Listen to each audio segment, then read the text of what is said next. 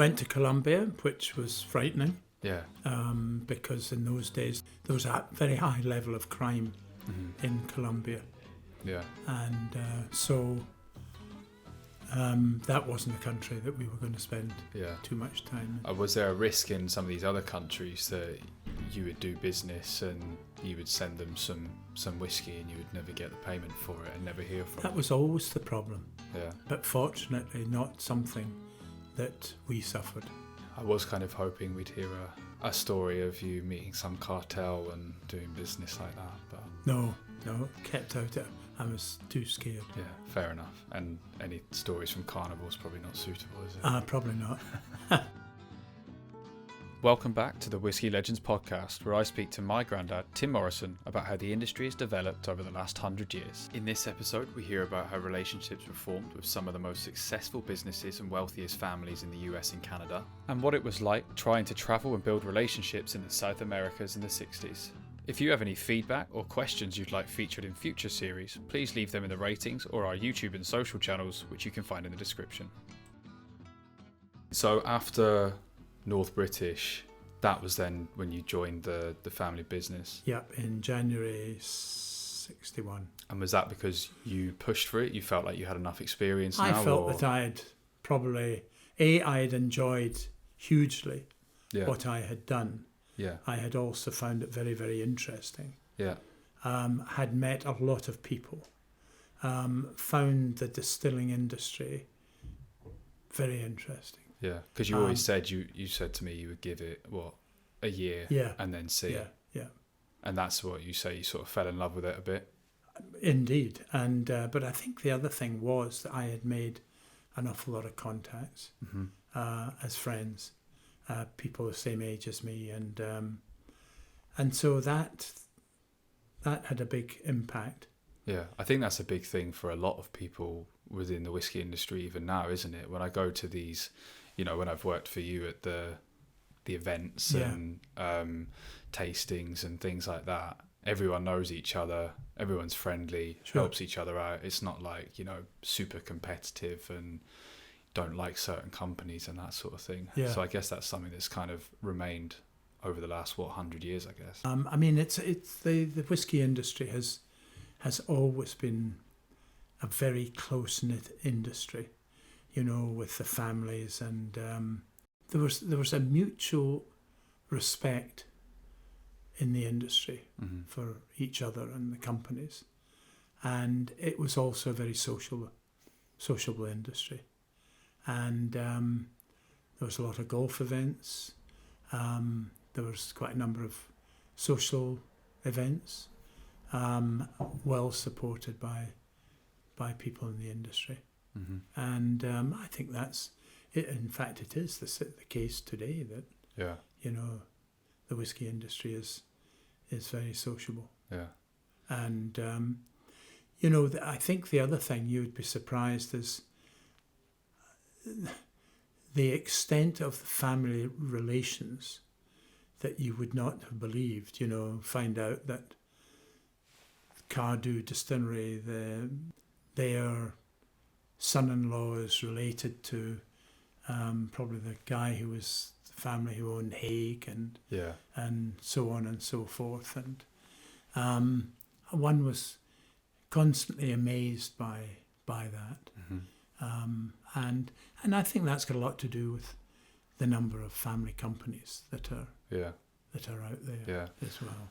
So you kind of took that into Stanley P.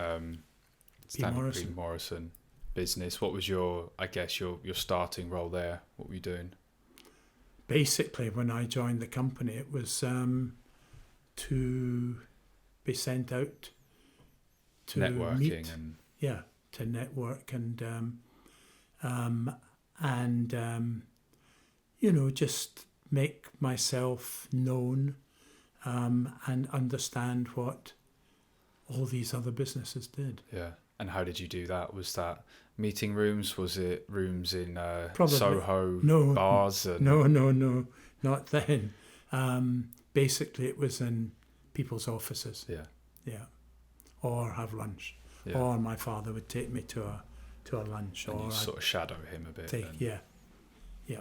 And then what was the role after that when you first started properly taking on more responsibility? I was introduced to the broking side of the business, and which was never something that really terribly interested me. Why is that? I don't know. Because your brother was He was when he joined the business. Yeah, and he joined when? About 63, I think. So what, a couple of years after you? Yeah, he came straight from school and then went to work for Dalmore for a period. He was more on the brokerage absolutely side of things. Sure. But you did still do it when you first started? Yeah. And where was that? Mainly in the UK? Oh, absolutely, yes. Yeah. And then I was basically sent out to go around the trade. And so literally from Glasgow, Carlisle, Manchester, Birmingham, Liverpool, London. Tour of the country, basically. Tour of the country, that's right. Yeah. And what were you getting up to on these trips? Was it, again, just meetings? It was to meet people and see if anybody was prepared to sell casks from... And these were companies that were wine and spirit wholesalers, and they had their own brand. And they used to fill whiskies from various distilleries. I can imagine all these places you were travelling around in the 60s, they must have looked extremely different to now. Manchester, Birmingham, Liverpool. How are you getting around there? Basically by car. Yeah. The only good thing was there wasn't a lot of other cars. Yeah. And you could basically park, or you would take the trains. The trains were good. Mm-hmm. And then you would stay in the hotels at the stations, you know, in the Midland. Did you spend much time in each city, or was it just in? I probably did around the Britain 2 or twice a year. Yeah. Okay. So you've done your tour of the UK, I guess you could call it, and then what was next for you? Who were the next big partners that you had? Well, we then decided that we should visit the United States. And what year was that? That would be probably about 1962. And was this when, had you bought Bowmore by this point? Bought so this was Bowmore. pre-Bowmore This still. was pre-Bowmore time. Yeah. And we visited Montreal, and we met the Bronfman family. And the Bronfman family were? The Bronfman family were the owners of Seagram Distillers, which was at that time the largest distilling company in Canada and the United States, and was a very, very highly respected company. And of course they were the owners of Chivas.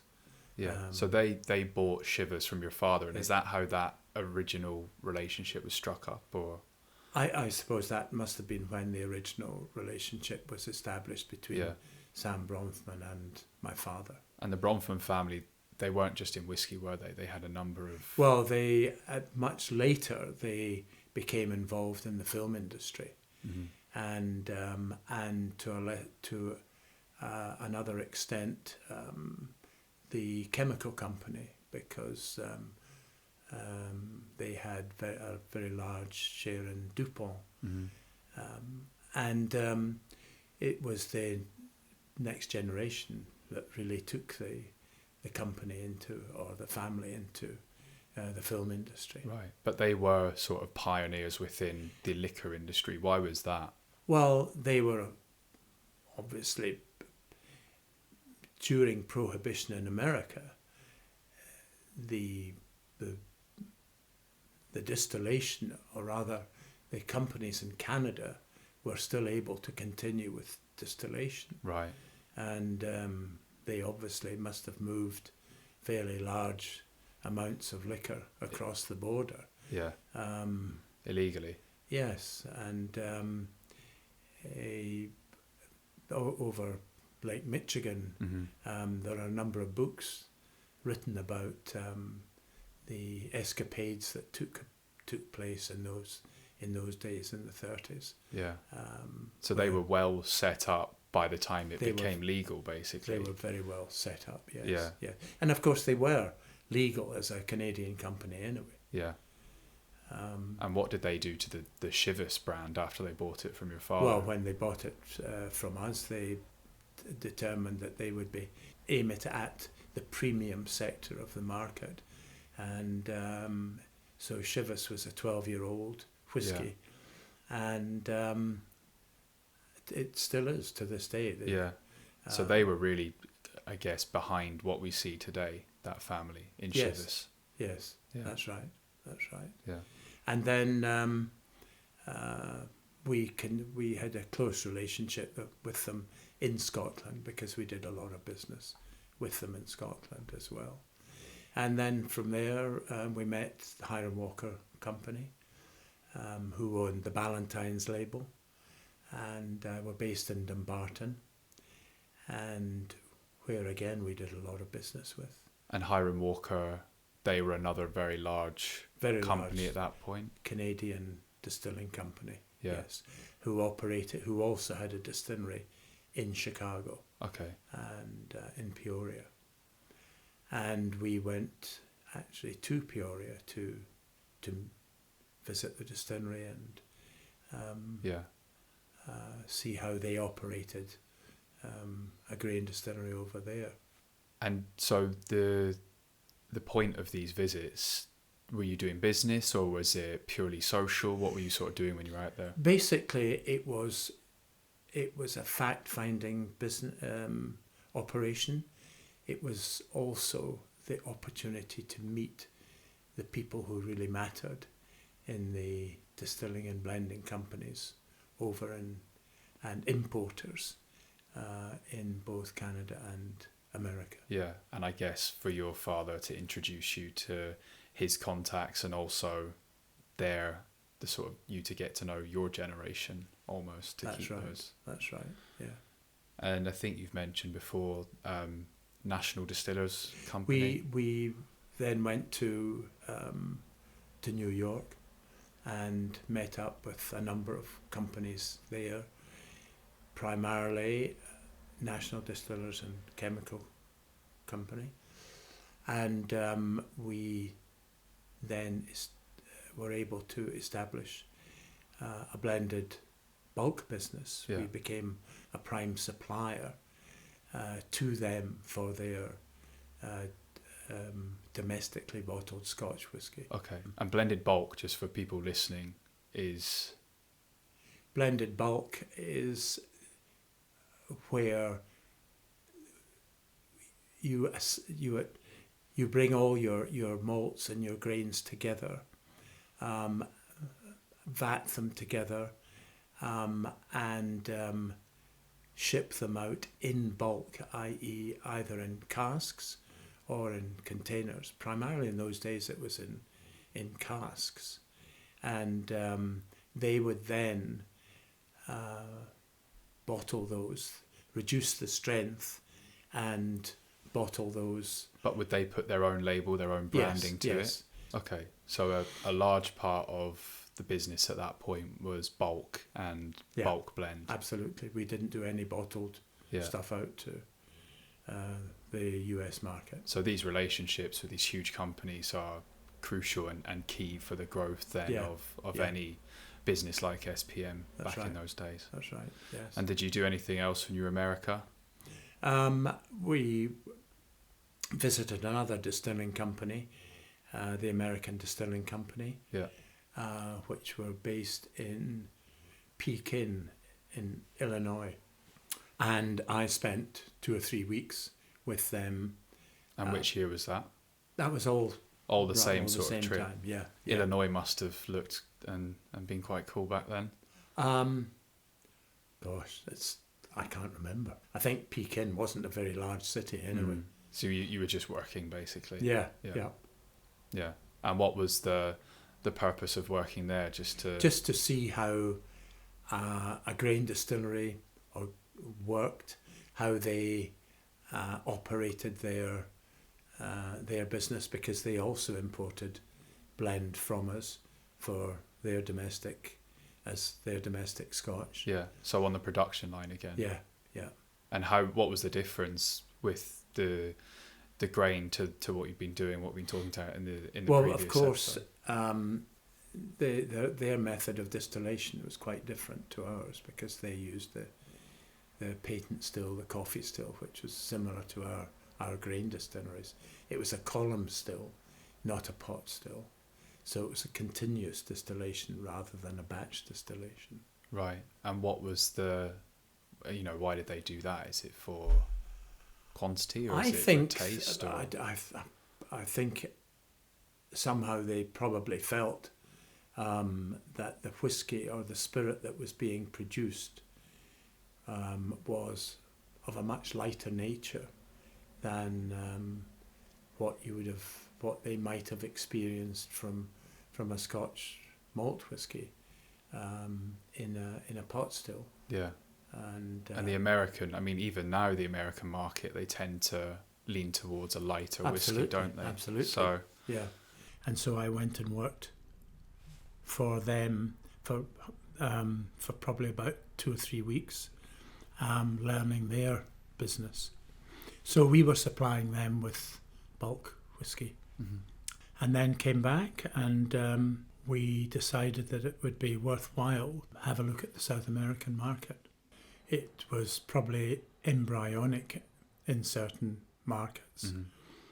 But the one feature, or the two features at that time, was that in Brazil, the main brand was a brand called Drury's, and that was supplied with malt whiskey by 2 or 3 or 4 companies within the Scotch whisky industry. And also in Argentina, Hiram Walker had a plant there, and their brand was Old Smuggler, and they were supplying whiskey from Scotland there. So that was in the hope that we might gather a little of that business. I went basically around South America, and we had a fair modicum of success and established 1 or 2 importers and distributors, 2 or 3 that up until probably about 2000 we were still doing business with. Really? Yeah. Which countries specifically? Peru, Chile, and Argentina, and Uruguay. I'm sure I've heard you talking about Bolivia before. Yes, Bolivia, but what had happened, there was a coup in Bolivia. That scuppered that. Well, 5 or 6, 7, 8 years after that. And sadly, the people who